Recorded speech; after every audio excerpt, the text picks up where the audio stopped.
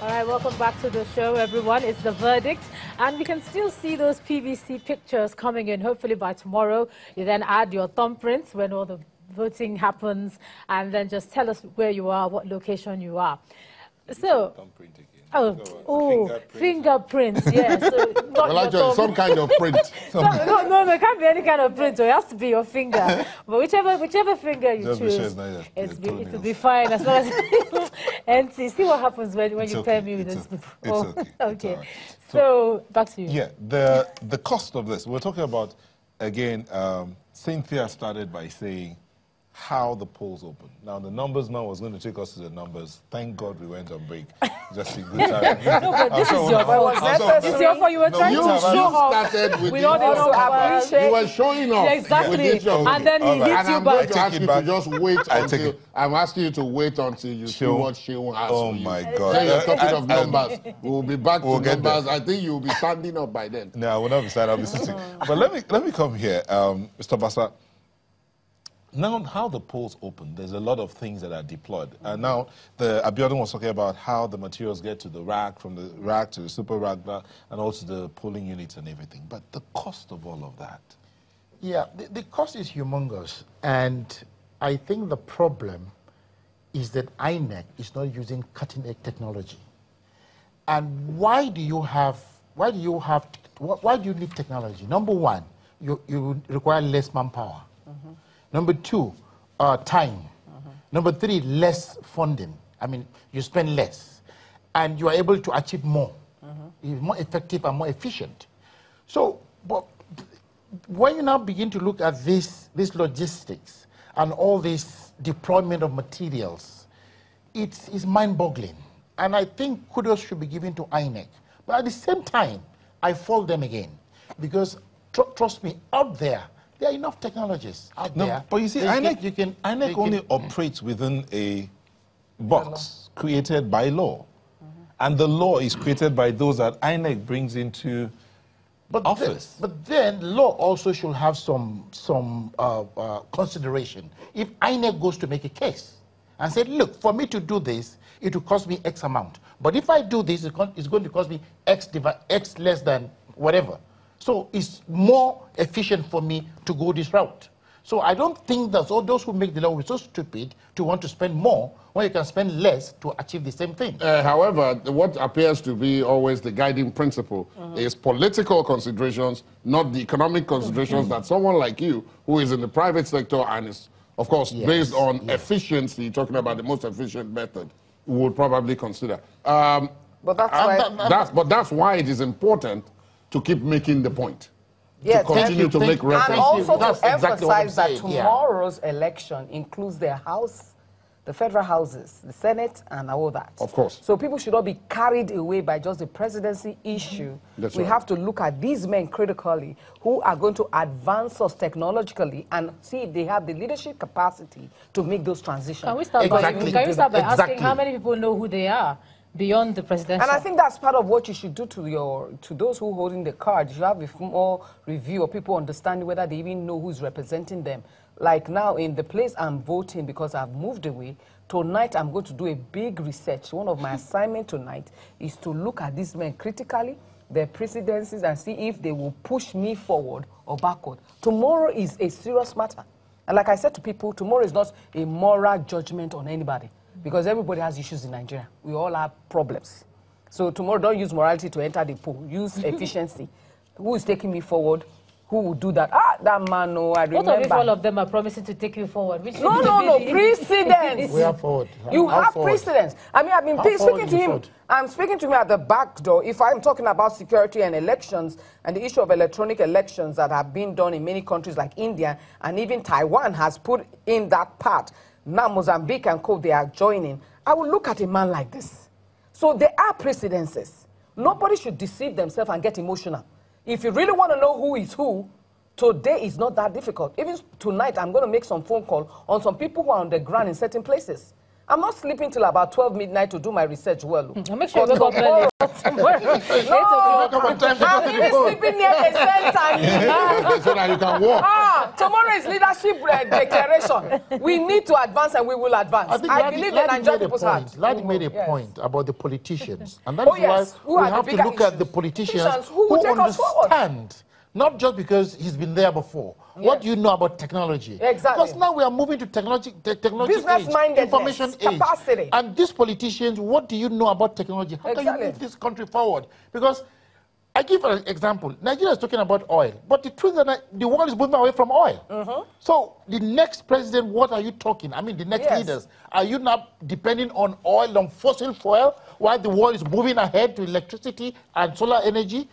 And even the smaller nations like Mozambique has gas that is more than UK. So many people are discovering stuff. So anybody who is sitting down and say, we get this one, we get this one. But you know that a lot of choices are not actually based solely on what you think the person can give you. It's where you're coming from and what you can gain. But these are the things that have delayed us. Someone asked, what is African fundamental issue in leadership?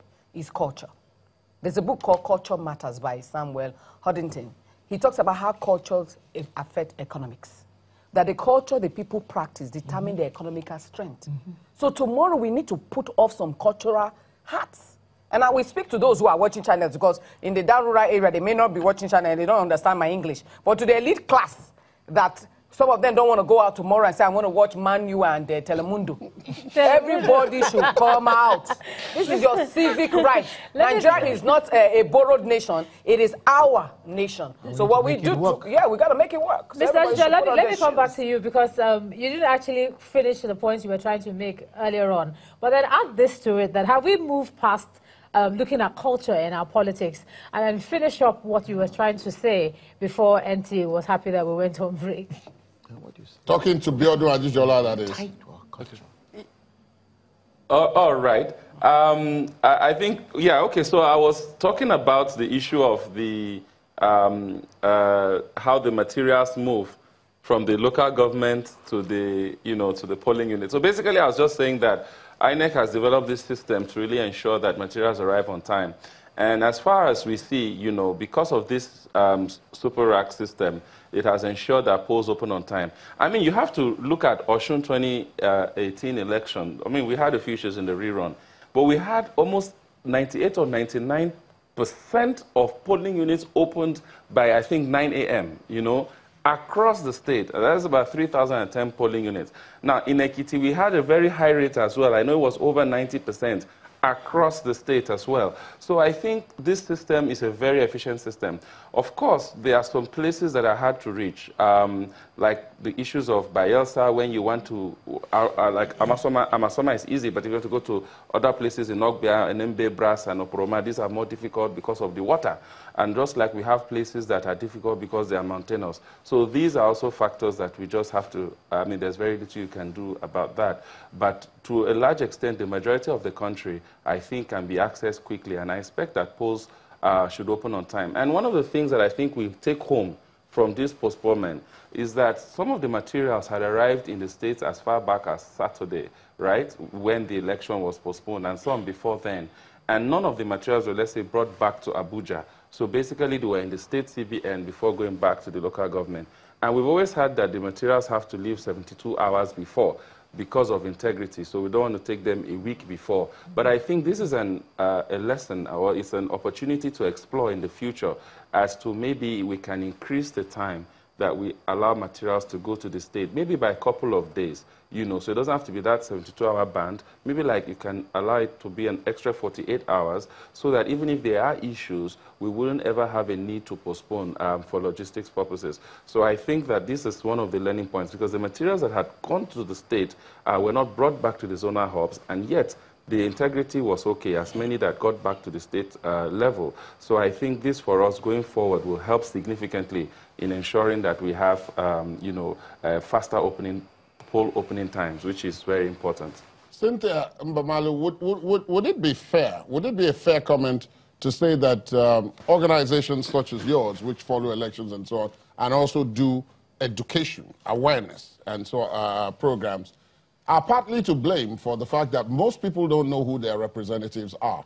And yet, these representatives are the ones who make the laws that possibly make electoral processes so difficult to conduct.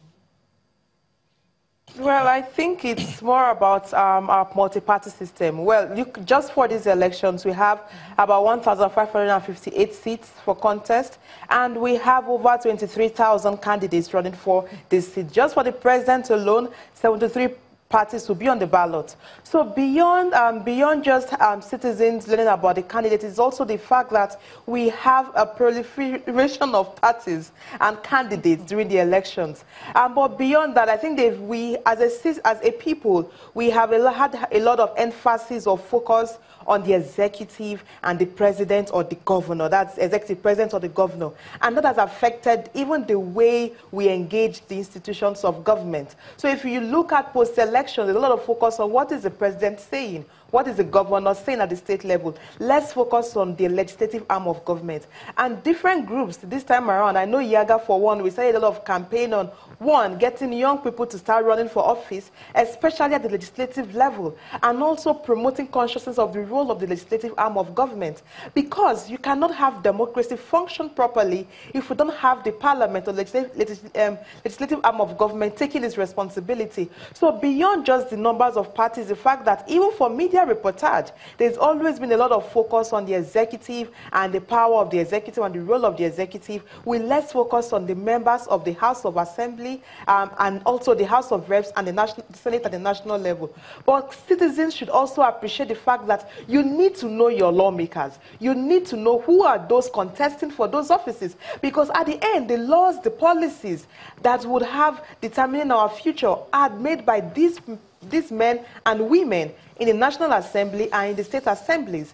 But also to start asking, what agenda do they have? If you look at the campaigns, there's a lot of focus on the executive, those running for president, and the governors, those running for governors. We've even had less debates for members of the National Assembly, those running to enter the National Assembly or the state assemblies. So it's also even the way we report them. And bet me, at polls, we complain of low turnout of voters. Let us remember that most times the turnout of voters, what is used to assess that is turnout based on those who voted for the presidential offices. We actually have less turnout for those who vote for the National Assembly and state assemblies, because some voters actually go vote for the president and do not even take the ballot to vote for the National Assembly members. And I think for tomorrow, the encouragement is for voters to go get their ballot, vote for the president, identify who are those you want to represent you in the National Assembly, and